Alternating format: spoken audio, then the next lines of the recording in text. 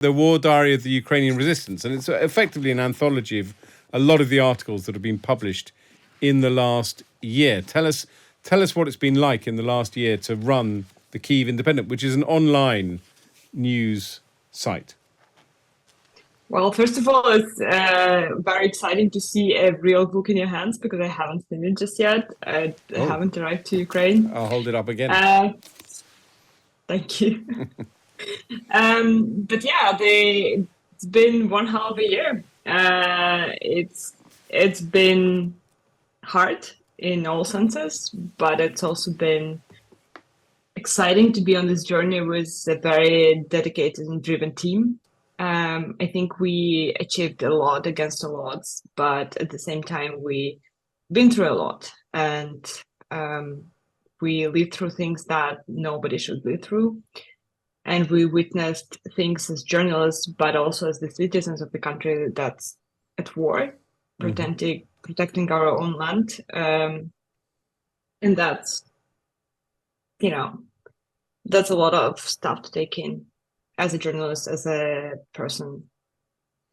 I mean, I think that's one of the things that comes across when you look at the Kyiv Independent site is this duality, if you like, where on the one hand it's being written by journalists who clearly you are living in this war, you are fighting for your lives and for the future of your country, and yet you are also running a website that is not propaganda, it's objective news reporting. I mean, how do you live with that sort of two sides, as it were?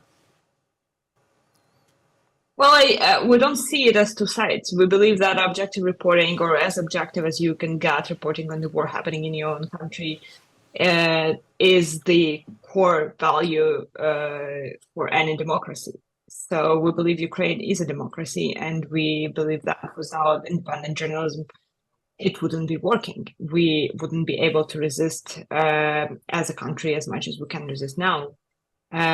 So we believe that there's no duality there. We are independent reporters of an independent country that respects the independent journalism, and that's what we are doing. And we are not about to stop, for the sake of whatever. And Russians. And how when the war started, I mean, obviously you had already got the newspaper up and running. You wanted to create an independent news site in Kyiv even before the invasion started. But how did you ensure that you could continue when the war started? I mean, the tanks were rolling towards Kyiv, and you have a staff of, on the whole, very young journalists. What has it been like with the logistics to keep this operation going? We knew it would be an uphill fight. It's been an uphill fight since the very beginning, because when we started, the tensions were already building up at the border. We knew that something's coming up. We couldn't believe that it would be a full-scale invasion of that sort in the 21st century, but we knew that the war that has been ongoing in Ukraine for 8 years at the moment is gonna intensify. So we expected a big battle. We were, trying to be as ready for it as we could. But at the same time, when the invasion started, I think we were working on adrenaline. First of all, we were very understaffed for that scale of the operations. We were just up to 20 people at the moment. We switched to 24/7 news coverage overnight, and everybody was working 24/7 at the same time, trying to get to safety, take their families, children, parents to safety. Some of our colleagues had their family members in the occupied territories, so a lot of things were happening at the same time. But we all knew what we were doing it for. We all knew that our mission is extremely important in this particular moment, and nobody was going to give up on that. So I think that's how. I can't say, I mean, as a 3-month-old startup, we were as prepared as we could be, but I mean, even if as a developed company, you can be really prepared for an invasion of your country. But you've got things like Um, having to get laptops and servers and plug your phones in when there's no electricity. I mean, those kind of things are incredibly well, challenging. those kind of things happen a bit early later in the year. Mm.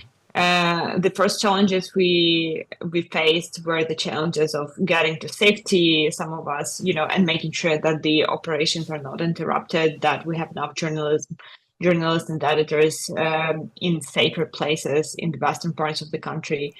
Um, so that was the first challenge. In late April, most of us came back to Kyiv, even though some of us has been in Kyiv throughout the whole Battle of Kyiv. And the next challenge, I think, started in October when the Russians started targeting Ukraine's energy infrastructure.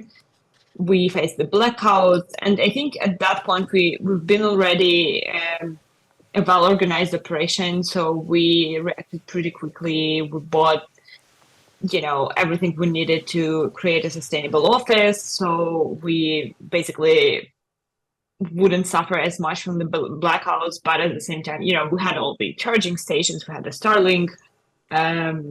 We put on a bunch of boxes because we didn't have an opportunity to put on the rooftop or in the yard for it to work properly, but it still worked. We found as a sort of sustainable internet solution, we made sure that we have sort of apartments outside of the country and in the western cities of the country to make sure that our journalists can relocate at any time if It's needed. it's an incredible achievement what you guys have done. But very quickly, presumably anyone listening to this program can donate to you to help you keep on this incredible work. Presumably you can donate on the website Kyiv Independent. Yeah, we are readers' revenue-driven business, so we mostly support on the donations from our readers. We have a Patreon page that is, Patreon Kyiv Independent.